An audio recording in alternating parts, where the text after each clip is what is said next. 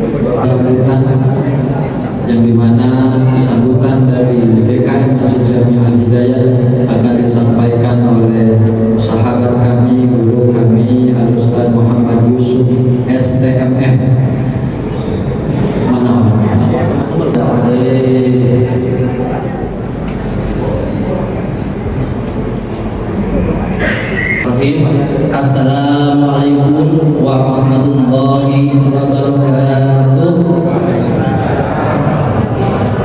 Kurang semangat demi Bapak semuanya. Saya ulangi, assalamualaikum warahmatullahi wabarakatuh. Akan disunahkan 3 kali.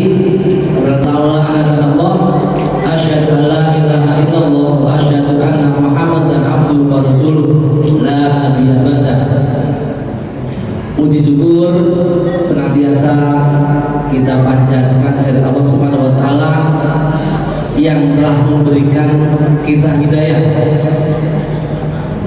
sehingga sampai dengan hari ini kita tetap diberikan nikmat iman Islam, diberikan nikmat bisa berkumpul di sini bersama-sama untuk mengikuti kegiatan halal bihalal di Masjid Al-Hidayah.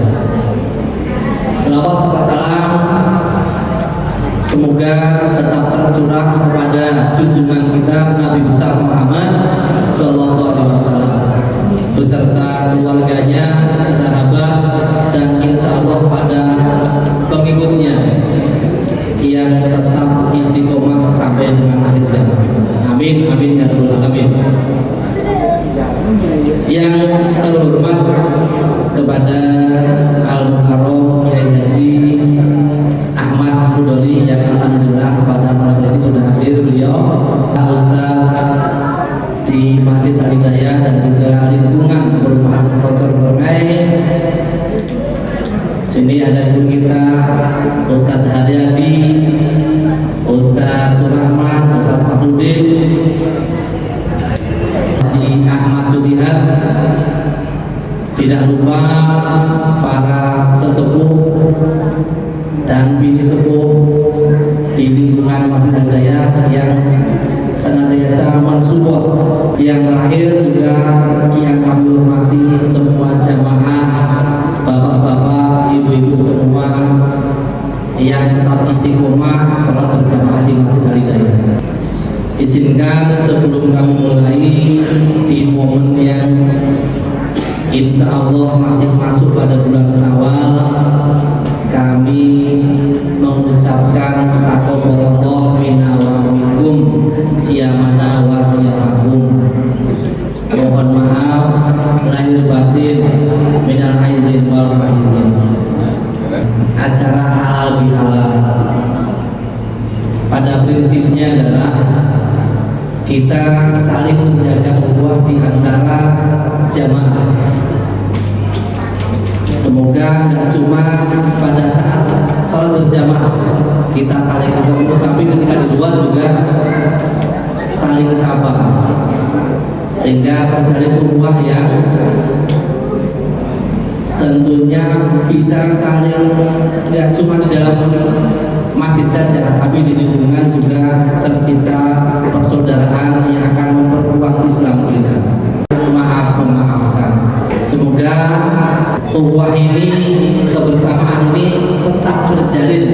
Nanti masjid kita semakin ramai, masjid kita semakin makmur. Makmurnya masjid bukan dengan kegiatan, tidak cuma kegiatan sholat 5 waktu, tapi juga kegiatan-kegiatan syiarnya yang berupa kajian. Siapkan acaranya, dan setelah ini, setelah acara halal bihalal, insya Allah dari minggu depan kita mulai aktif lagi kegiatan, dari kegiatan yasinan sampai kajian. Insya Allah kita mulai aktif lagi. Mungkin itu saja yang bisa kami sampaikan sebagai perwakilan dari pengurus. Mohon maaf kalau sekiranya ada salah dalam berikan sambutan penyampaian. Akhirul kalam, wassalamualaikum warahmatullahi wabarakatuh. Waalaikumsalam warahmatullahi wabarakatuh. Yusuf STM atas penyampaian sambutannya, mudah-mudahan bisa dimengerti dan diterima, dan insya Allah mulai minggu depan semua kegiatan-kegiatan yang ada di masjid akan kembali aktif. Ya, jadi dari Allah selanjutnya mari kita mendengarkan tilawah Al-Quran yang akan dilantunkan oleh Al-Mukarram Ustaz Imam Rifai. Faltafadhal ya syukur. Sallallahu ala nabi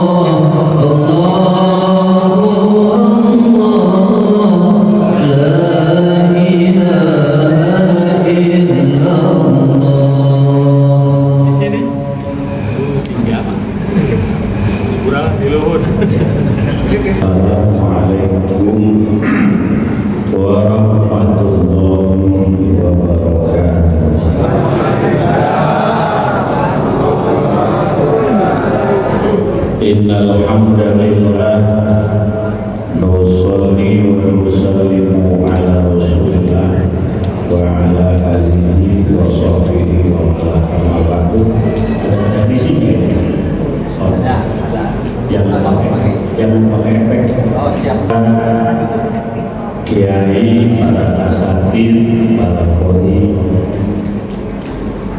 segenap pengurus Masjid Jami Al-Huda Al-Hidayah. Enggak ada kepalanya, saya takut. Udah.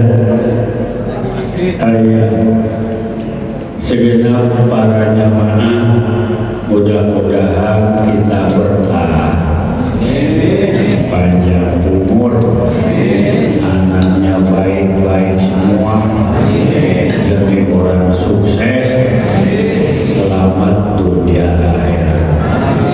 Ya Allah ya Rabbal. Hadirin rahimakumullah, silaturahmi itu perintah agama. Walaupun bentuknya halal bihalal, di dalamnya silaturahmi berarti ini ibadah. Sekali lagi, ibadah. Ini mungkin potret yang baru, zaman Nabi nggak ketemu, zaman sahabat pun nggak ketemu. Tetapi selama itu tidak keluar dari koridor, di dalamnya adalah silaturahmi, di dalamnya adalah maaf memaafkan. Ini harus dipertahankan, insya Allah dapat pahala. Kurang. Walaupun memang uangnya habis pakai mudik. Tahu saya.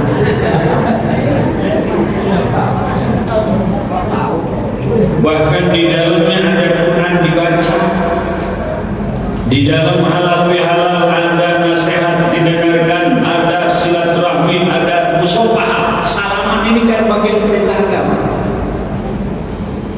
Wajah-wajah orang yang beriman harus selalu cerah, ceria kepada siapapun.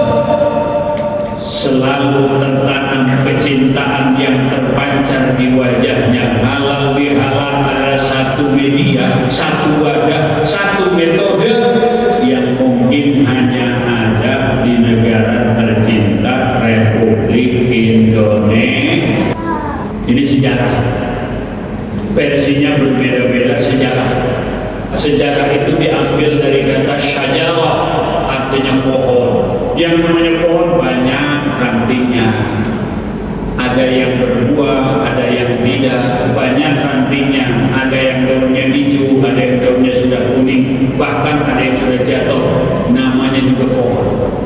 Jadi kalau sejarah itu beda-beda versi, itu wajar. Karena sejarah itu seyogianya kita pahami berasal dari bahasa Arab syajarah, artinya pohon. Dulu Bung Karno pernah diundang oleh Jepang di Bandung untuk menghadiri sebuah acara. Disuguhkanlah berbagai macam hidangan, ada daging kambing, ada daging ayam, ada daging kebo.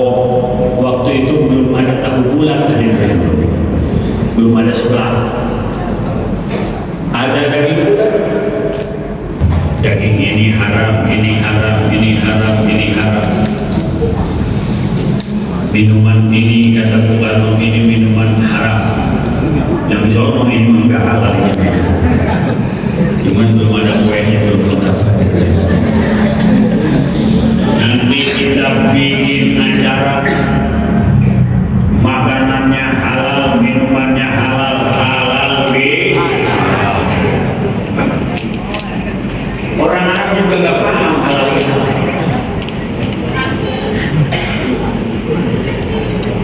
Nggak ada. Keilmuan, hazanah, budaya yang di situ ada nilai-nilai ibadah. Halal bihalal ini kalau kata santri dalam grammar bahasa Arab, ini dua-duanya disunnatil. An-nakiratu idza uidat taqul ula, taqul tsani ghairul ula. Kalau isim nakirah itu diulang-balik, diulang-ulang, maka makna yang pertama tidak sama dengan makna yang kedua. Yang pertama halal,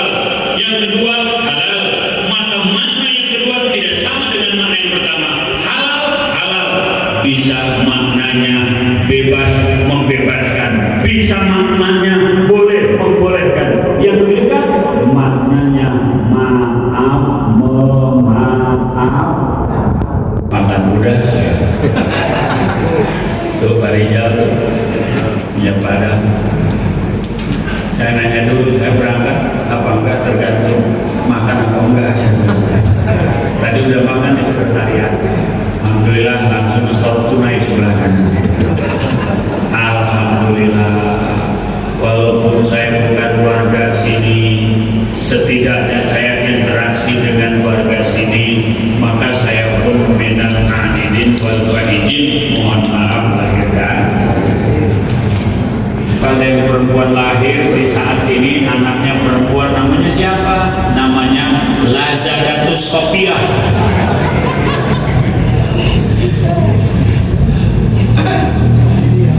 Apa kita semua harus saling memaafkan? Hati jadi sumber. Sumber apa?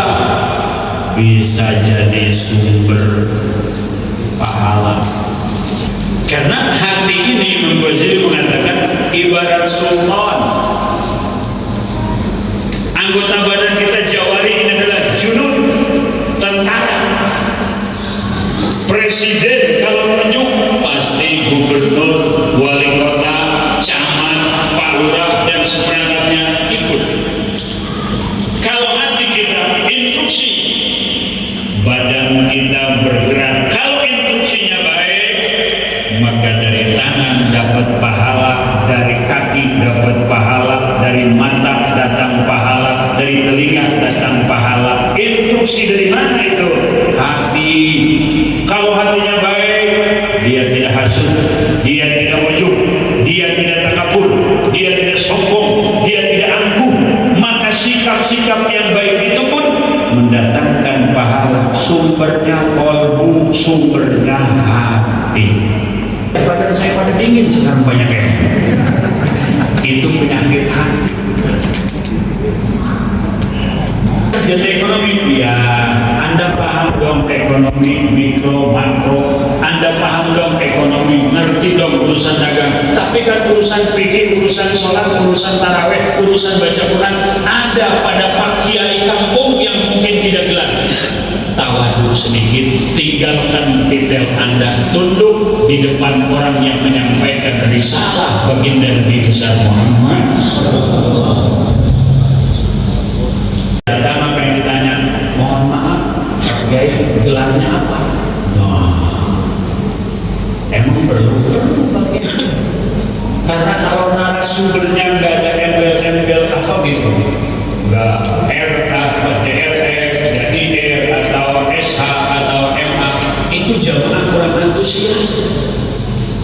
Ini sebetulnya bentuk daripada penyakit hati. Anda boleh punya gelar, saya sarjana alumni Melbourne. Di mana tuh? Bapak nggak tahu? Sama. Ini adalah alumni UI. Saya alumni Trisakti. Bapak? Iya. Terus gelarnya apa? Saya ini ahli politik, makanya gelar saya SIP, sarjana ilmu politik, atau SIP, sarjana ilmu pemerintahan. Kan urusan ruku sama sujud mah nggak ketemu di Trisakti. Urusan ruku dan sujud, wudu, pembatalan wudu, syarat sah wudu, itu tidak akan kita jumpai di universitas. Maka perbaiki ruhani kita, duduk di majelis taklim, jangan melihat narasumber punya gelar atau tidak. Ketika kita ragu dengan keimanan seorang kiai karena tidaknya gelar, kita harus mengelus dada, astagfirullah, sombong saya, tak hebat saya. Sedangkan Allah tidak memandang gelar, pangkat dan jabatan. Di hadapan Allah tidak ada pejabat, tidak ada presiden, tidak ada siapapun. Yang ada adalah hamba yang wajib ibadah sujud subhana rabbiyal a'la. Oh, kue lebaran masih ada.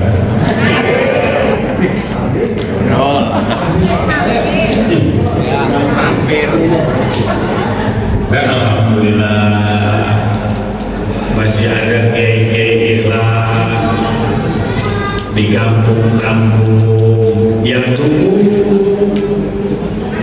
Kiai ikhlas di kampung-kampung yang gak terkenal. Kita kan terobsesi dengan penyampaian orang-orang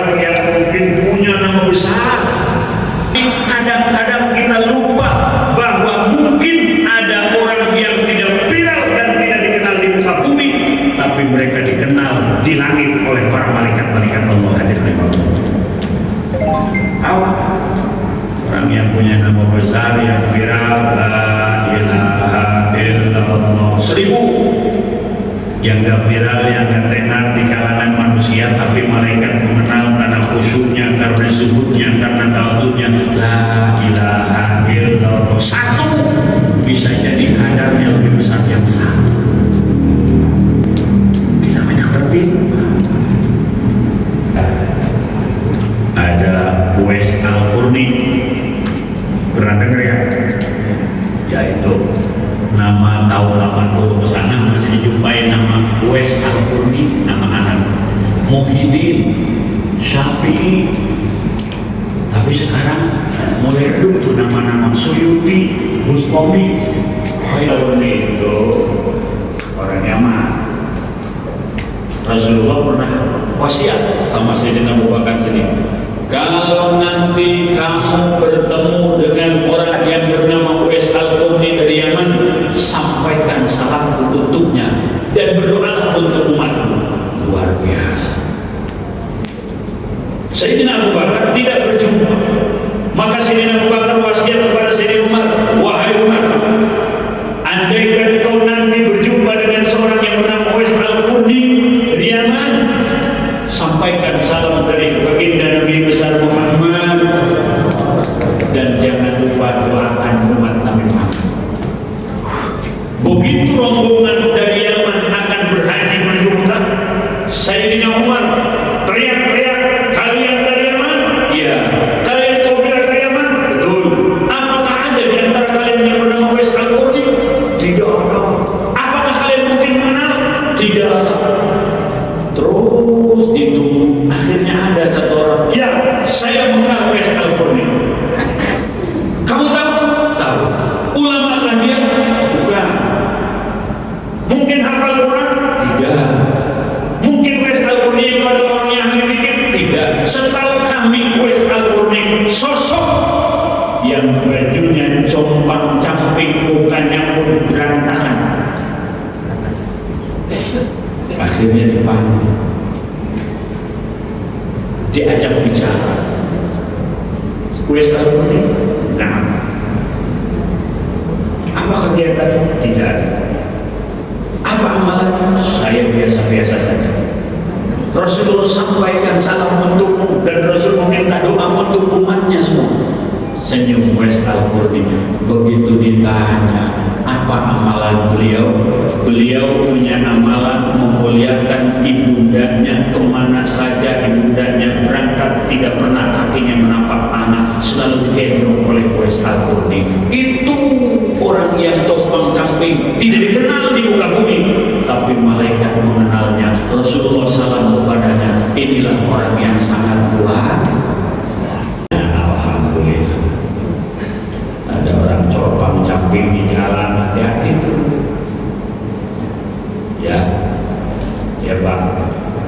Ya. Saya pernah tersugesti untuk meyakinkan beberapa kisah. Ada orang yang compang-camping ternyata bukan orang biasa.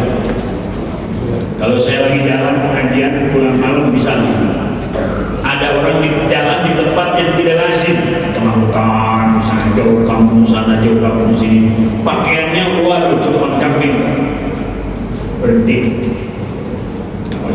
Enak gaji Pak, dari berkat. Saya dulu, saya tanya, Assalamualaikum. Dia jawab, Waalaikumsalam. Berarti bukan orang gila.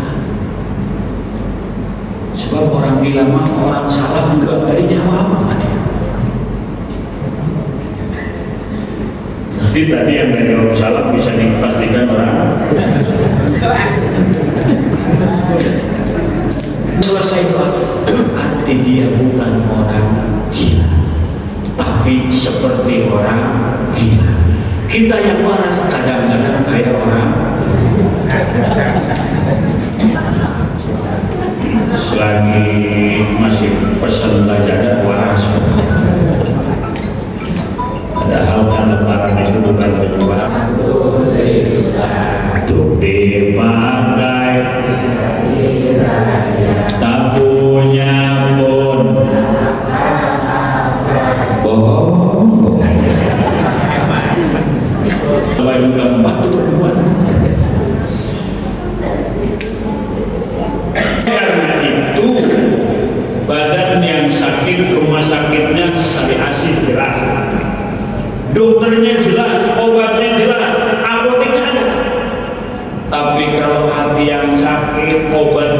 dijumpai di apotek. Di mana? Duduknya majelis taklim. Kok bisa mengobati hati? Karena ketika di majelis yang dibaca ayat Quran dengan tafsirnya, tafsir Jalal, tafsir Sawi, tafsir Bedawi, tafsir Jamal. Jangan ukur kemampuan kita seperti orang-orang yang dulu mereka menafsirkan Quran dengan otaknya sendiri tanpa tafsir, akhirnya menyimpang. Mereka tahu ini khos, ini am. Mereka tahu seluruh disiplin ilmu itu pas. Maka kita nggak usah repot-repot ketika bertemu dengan ayat. Ini maksudnya apa? Bukan tafsir. Jangan dicerna pakai otak dan rasio kita sendiri. Dikhawatirkan akan menyimpang dari kebenaran. Bagaimana tidak ada orang yang sholat hanya dengan niat. Dia menafsirkan ayat aqimis sholat lidzikri. Dirikanlah sholat untuk mengingatku. Kalau hati sholat gak usah sujud, cukup eling saja. Gulungan eling berawal dari menafsirkan Quran tanpa tafsir, hanya dengan rasionya saja. Ibarat kalau menafsirkan Quran dengan rasio, apa kata Rasul? Man fassara al-Qur'ana bi ra'yihi falyatabawwa maq'adahu minan nar. Siapa orang yang menafsirkan Quran dengan rasionya, siap-siaplah ambil tempat di neraka. Ya, Nabi Jibril, masa Jibril men? Itu contoh orang-orang yang menafsirkan Quran dengan otak sendiri. Terjemahkan, lalu diilustrasikan, lalu disampaikan sekedar nafsu dan kemampuan kita, dipastikan menyimpang. Ngaji dah. Atun Hashim manapun kusayun maklabi wa mu'atun. Itu ada tuh di kitab tuh. Kitab karya siapa? Habib Abdul Rahman Al-Masyhur. Jangan diperbatah urusan soal nasab orangnya. Yang jelas karya-karya para habaib itu sudah dimanfaatkan dan sudah tersebar dan tuntunan ibadahnya pun jelas. Ibu antusias pengajian, bapak-bapak tolong sisihkan barang 1 atau 2 jam dalam seminggu untuk mengisi rohani kita, mengobatin kalbu kita yang penuh dengan kesombongan. Orang punya harta sombong dengan hartanya, orang punya jabatan kadang-kadang sombong dengan jabatan. Orang-orang yang punya ilmu pun mereka tidak terlepas daripada kesombongan, karena setan selalu menjadi provokator supaya kita semua keluar daripada jalur yang diridhai oleh Allah Subhanahu. Ya Allah, kemarin aja tuh setan jadi provokator biar pada berantem dah yang lebaran Jumat sama Sabtu. Ya Pak ya? Ya Pak ya? Padahal apa masalahnya? Yang sholat id hari Jumat rakaatnya sama 2. Takbir pertama 7, takbir kedua 5. Bahkan ada yang lupa ke takbir ke masalah.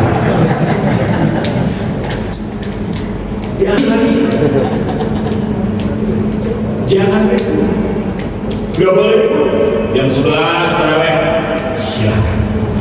23 tarawih berikut-berikut silakan. Jangan ikut.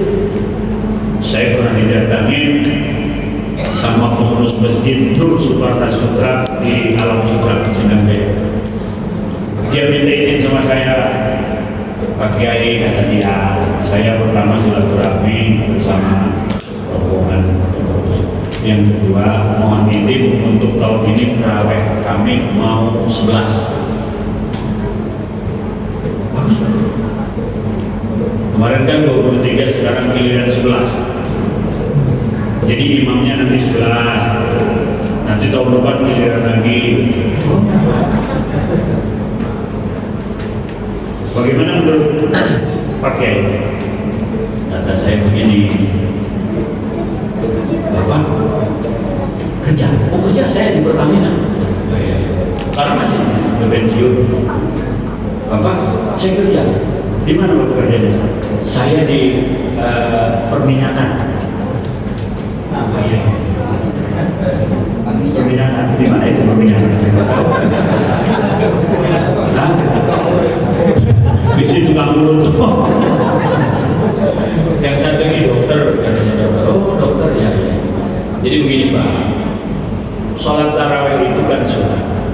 mau 2 rakaat juga boleh, nggak apa-apa. Tapi nih di lingkungan ini sebelum Bapak ada, saya dari kecil di sini semua sholat tarawihnya 23. Bapak mau 11 silakan, mau 2 rakaat juga boleh. Tapi kalau ada perencanaan 11 lalu nanti menyakiti warga yang dari dulu 23, saya khawatir tidak kondusif dalam ibadah. Terus bagaimana solusinya? Ya ikuti saja yang sudah menjadi kebiasaan dalam ibadah warga sini. Nanti Bapak dapat 11, silahkan Bapak keluar. Ributan dengan seperti itu ya. Lagi juga Bapak kan bukan maaf, Bapak kan di Pertamina, yang satu lagi di perminyakan, yang satu lagi dokter. Urusan ibadah di sana sudah ada ustaz, di sana sudah ada kiai. Di masjid itu imamnya semua ustaz dan kiai. Mereka lebih tahu dalil, mereka lebih tahu hadis, mereka lebih tahu agama. Pasrahkan saja kepada yang lebih tahu. Lebih baik ikut saja kepada orang yang tahu. Kalau punya prinsip saya mau 11, silahkan, tapi jangan mengganggu tatanan yang sudah ada dan menjadi adat dalam beragama di lingkungan situ, sehingga ibadah kita lurus, mulus, tidak ada keributan, terwujudlah amal ibadah yang diterima oleh Allah Subhanahu. Dan akhir hayat kita husnul khotimah. Amin ya Allah ya Rabbal alamin. Para jamaah rahimakumullah, hanya ini yang saya dapat sampaikan karena saya ditunggu pengajian di Priuk Jaya Raden. Mudah-mudahan ada manfaatnya dan acara kita malam ini diridhoi oleh Allah Subhanahu wa taala. Amin ya Allah ya Rabbal alamin. Allahumma ya Ali ya Kabir ya Sami'u ya Basir ya Latif ya Khabir ya Farij al-hammi wa ya kashif al-gham ya man ibadihi yaghfir wa yarham dafi' al-bala ya Rahman dafi' al-bala ya Rahim. Da'wahum fiha Allah wa tahiyyatuhum fiha salam wa akhiru da'wahum alhamdulillahi rabbil alamin. Wassalamualaikum warahmatullahi wabarakatuh.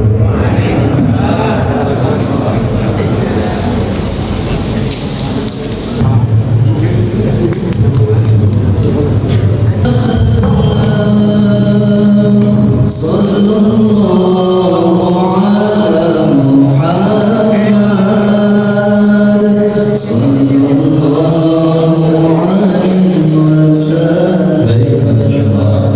wasallam.